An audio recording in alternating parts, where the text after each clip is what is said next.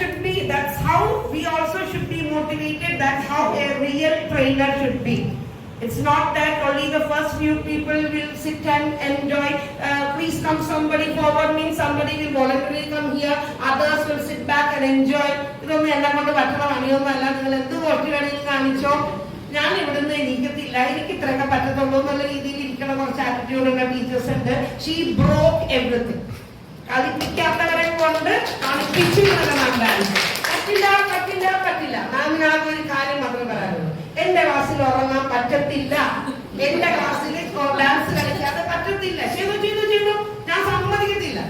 And as again and again our teachers were emphasizing, in the age of 64 she can do 61.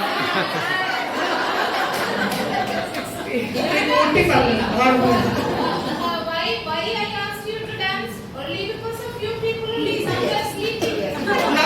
Literally speaking, Malayalam പറഞ്ഞ എഴുത്ത് വാങ്ങി. Okay, so but it was literally എങ്ങനെയൊക്കെ പിള്ളേർ ഇത്തിരി ഒന്ന് down ആകുമ്പോ within that limited time, within that limited room എന്തൊക്കെ ചെയ്യാം. അല്ലാതെ എന്താ പറയുക, അവർക്ക് ടയർഡായി ഞങ്ങൾക്ക് PT പീരീഡ്, അവരുടെ വിചാരം ഒന്ന് ഫ്രഷ് അപ്പ് ആവണമെന്നുണ്ടെങ്കിൽ PT പീരീഡ്